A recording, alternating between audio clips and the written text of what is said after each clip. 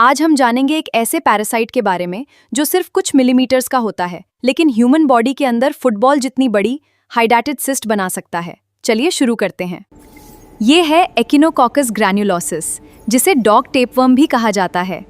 ये दुनिया के सबसे छोटे टेप्स में से एक है।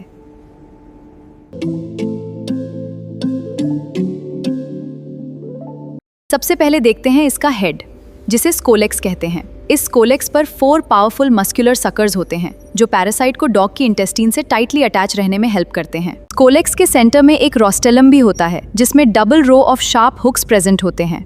ये हुक्स पैरासाइट को डॉग की इंटेस्टाइन में और भी स्ट्रांगली अटैच रहने में हेल्प करते हैं।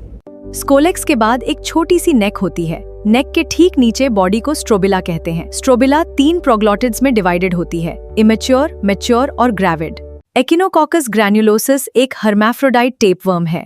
इसके हर मैच्योर प्रोग्लॉटिड में मेल और फीमेल दोनों रिप्रोडक्टिव ऑर्गन्स मौजूद होते हैं।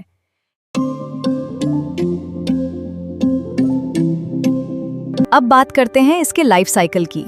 डॉग इसका डेफिनेटिव होस्ट होता है, शीप इंटरमीडिएट होस्ट होता है और ह्यूमन एक्सीडेंटल होस्ट होता है। अडल्ट एकिनोकॉकस ग्रैन्युलोसिस की डॉग की स्मॉल इंटेस्टाइन में रहता है। यहीं पर यह मैच्योर होता है और अपना लाइफ साइकिल कंटिन्यू करता है। अडल्ट वर्म का ग्रेविड प्रोग्लॉटिड हजारों एग्स से भरा होता है। ये एग्स डॉग के फीसिस के साथ बाहर निकलते ही इमीडिएटली इन्फेक्टिव हो जाते हैं। ये इन्फेक्टिव एग्स घास, मिट्टी और पानी को कंटैमिनेट कर देते हैं। कंटैमिनेटेड ग्रास खाने के दौरान शीप इन एग्स को निगल लेती है। इसी तरह ह्यूमन भी कंटैमिनेटेड फूड, वाटर या इन्फेक्टेड डॉग के कांटेक्ट से इन इन्फेक्टिव एग्स को निगल सकता है। यहीं से ह्यूमन में हाइडेटेड डिजीज की शुरुआत होती है। ह्यूमन की स्मॉल इंटेस्टाइन में एग हैच होता है। इसमें से 6 हुक्ड एम्ब्रियो यानी ऑन्कोस्फीयर बाहर निकलता है। अब ऑन्कोस्फीयर अपने 6 हुक्स की मदद से इंटेस्टिनल वॉल को पेनिट्रेट करता है और पोर्टल ब्लड सर्कुलेशन में एंटर कर जाता है। सबसे पहले ऑन्कोस्फीयर लिवर में फंस जाता है, क्योंकि लिवर बॉडी का फर्स्ट फिल्टर ऑर्गन है। यहीं से धीरे धीरे हाइडेटेड सिस्ट बनना शुरू हो जाती है। टाइम के साथ हाइडेटेड सिस्ट बड़ी होती जाती है। इसकी 3 लेयर्स होती हैं।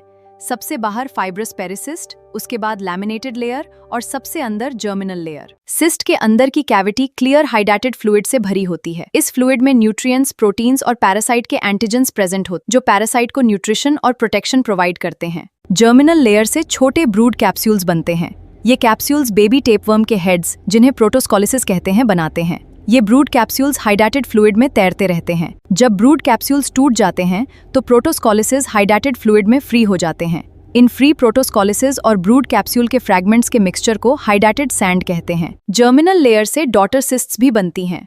हर डॉटर सिस्ट के अंदर भी ब्रूड कैप्सूल्स और प्रोटोस्कोलिसिस डेवलप होते हैं। इससे पैरासाइट की नंबर बहुत ज्यादा बढ़ जाती है। अगर हाइडेटेड सिस्ट रप्चर हो जाए तो इसका हाईली एंटीजेनिक हाइडेटेड फ्लूइड बॉडी में रिलीज हो जाता है। इससे एनाफिलैक्टिक शॉक और सेकेंडरी हाइडेटिडोसिस हो सकती है। ह्यूमन एक एक्सीडेंटल यानी डेड एंड होस्ट है, इसलिए ह्यूमन बॉडी में पैरासाइट सिर्फ हाइडेटेड सिस्ट तक ही डेवलप करता है और कभी अडल्ट वर्म नहीं बन पाता। लेकिन शीप इंटरमीडिएट होस्ट है। इसके लिवर या लंग्स में बने हाइडेटेड सिस्ट के अंदर प्रोटोस्कोलिसिस जिंदा रहते हैं। जब डॉग इन्फेक्टेड शीप का लिवर या लंग्स खाता है तो प्रोटोस्कोलिसिस डॉग की स्मॉल इंटेस्टाइन में रिलीज होते हैं। ये अडल्ट वर्म्स में डेवलप हो जाते हैं और पैरासाइट का लाइफ साइकिल कंप्लीट हो जाता है।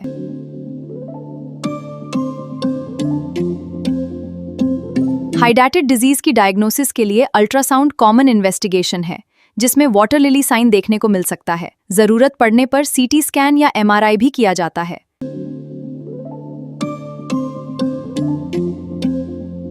हाइडेटेड डिजीज के ट्रीटमेंट में एल्बेंडाजोल सबसे कॉमनली यूज किया जाता है। सिलेक्टेड पेशेंट्स में पेयर टेक्निक और बड़े या कॉम्प्लिकेटेड सिस्ट्स के लिए सर्जरी की जाती है।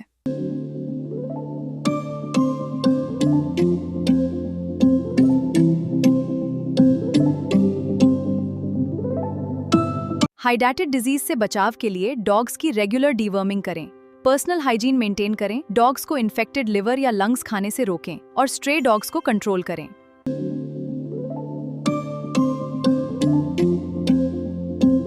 अगर आपको ये वीडियो पसंद आई हो तो लाइक, शेयर और कमेंट जरूर करें और हमारे चैनल को सब्सक्राइब करना ना भूलें।